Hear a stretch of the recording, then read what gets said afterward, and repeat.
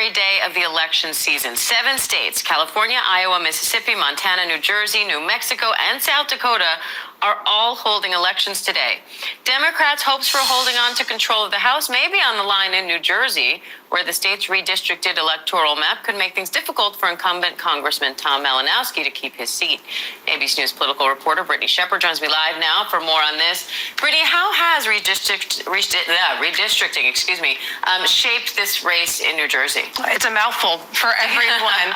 Usually redistricting happens every 10 years, and there's always a party who's griping about it from one way or the other. But what's really unique in Jersey is that griping is coming from inside the House. Democrats are in disarray in New Jersey, and Democrats have decided in order to keep most of the districts in New Jersey safe, they're going to draw one really competitive district to allow someone to probably lose their job.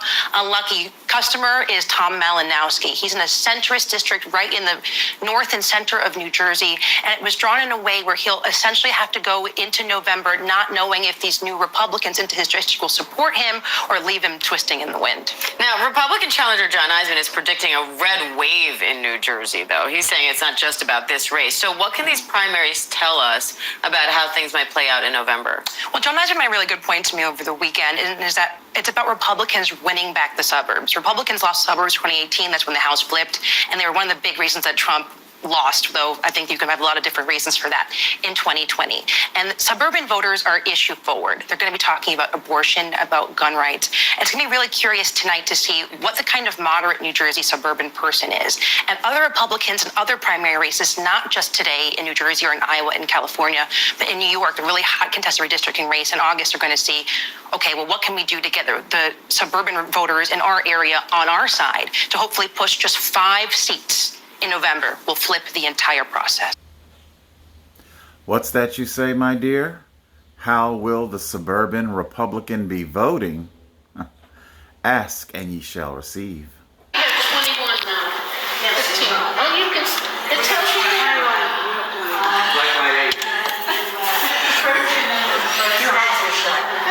That's right. Good for you. You said that. You heard me? Yeah. That's it. So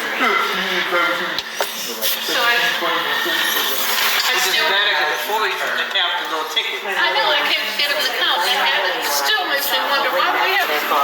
Yeah, they should have still. Oh, yeah.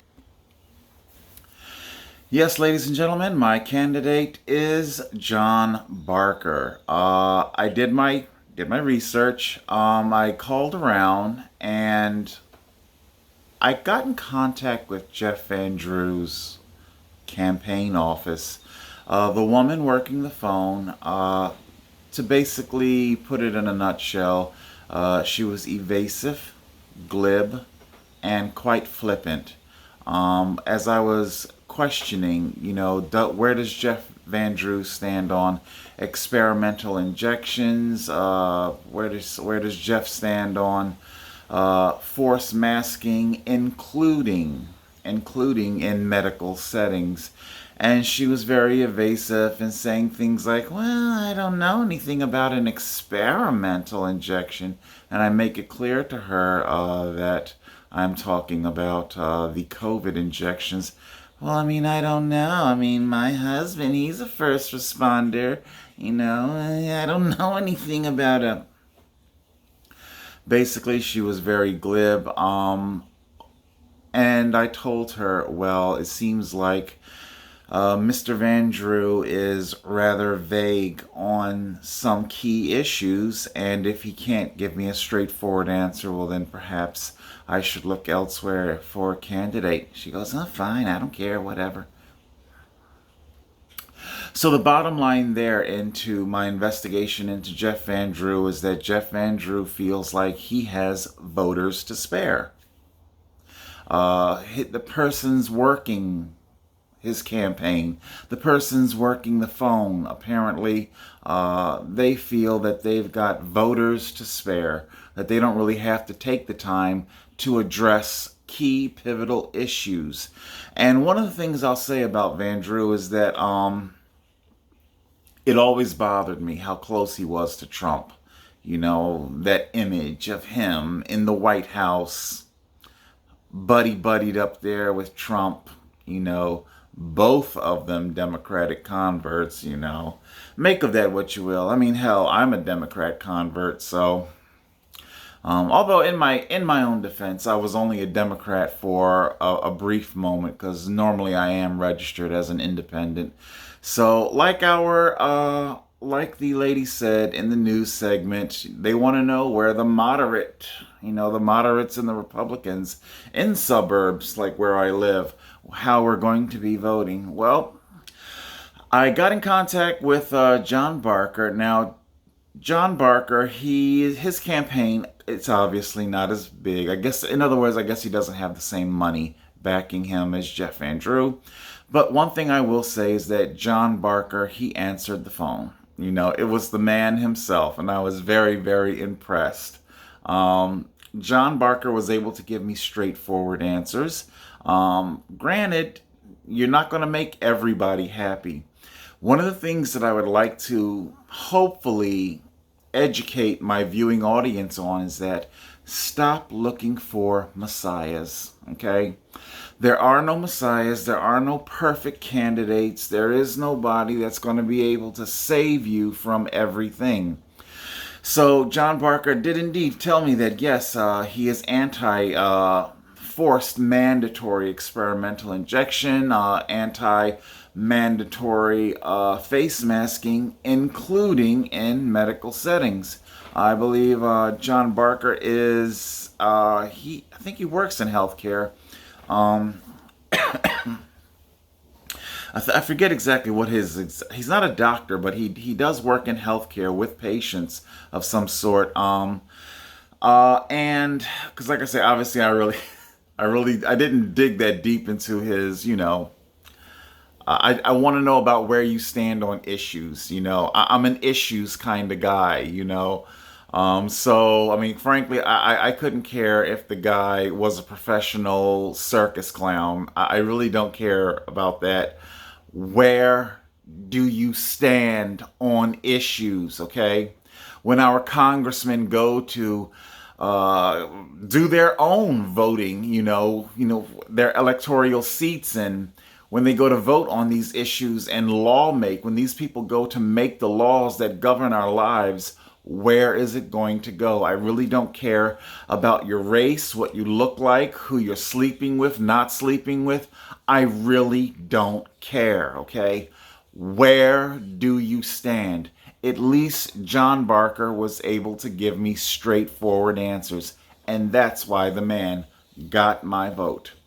So, hopefully we will be successful.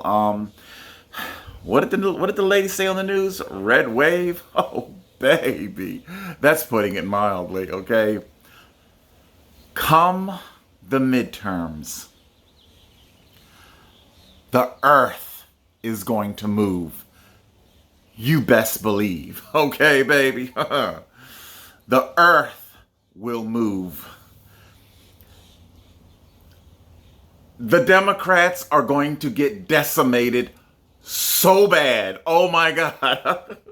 I tell you, I think I said in the comments section, this has got to be the first time I have ever wished to God that I could just bypass all of summer and go straight to winter, straight to our general election. Oh my God. Straight to the midterms. I wish. They're gonna get pounded. They're gonna get walloped. So there you go. There were some other people to consider. We had obviously we spoke about Jeff Van Drew, spoke about John Barker. This Sean Pignet, gotta get this name right. Pignatelli, I think I'm saying it right.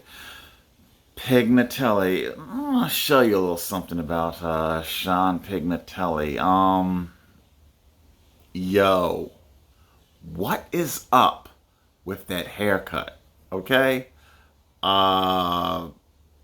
It's like a cross between Nazi and woke mob. It's dude, I don't know who advised you, but hey, I got my own hairstyle, so I try not to pass too much judgment. But the point that I am making. I'm not talking about Sean Pignelli just to rag on his hairstyle. I went into his issues. He says a lot of interesting things. They do a biography and they answer a survey. Interesting. Only Pignelli and Barker answered the survey. Jeff Van Drew did not. Chose not to. That doesn't count very well in my book. Why don't you tell us something about yourself?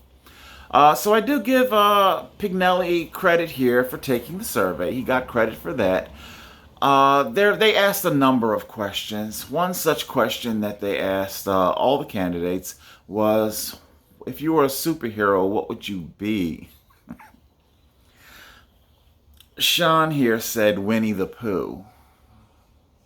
Actually, they didn't specifically ask for a superhero. I think the question was if you were a fictional character, something along those lines. Sean here said Winnie the Pooh. John Barker said Superman. Okay? And now, don't get me wrong. Anybody can claim to be Superman. But one thing that I found kind of interesting is that anybody can claim to be Superman. See here, this indicates that they took the survey and Jeff Van Drew did not. Anybody can claim to be Superman. But John Barker, he was the candidate that actually came through with some direct direct answers. He didn't mince his words. He let you know exactly where he stood. Now, that's not to say that lying is not within his scope. But frankly, people, we have to start somewhere. And that Pignelli person, as I read deeper and deeper into him, I started getting a weird feeling like, dude, I have suspicions that you might be a Democrat operative. We have indeed heard that there are a lot of Democrats running scared, changing parties to hold on to jobs, and people are running as Republicans when in fact they are not. So people, be mindful, be educated. John talked to me on the phone, and we talked for a couple of minutes there. I definitely feel comfortable and confident with my vote. So there you go, people. John Barker, District 2. Let's go.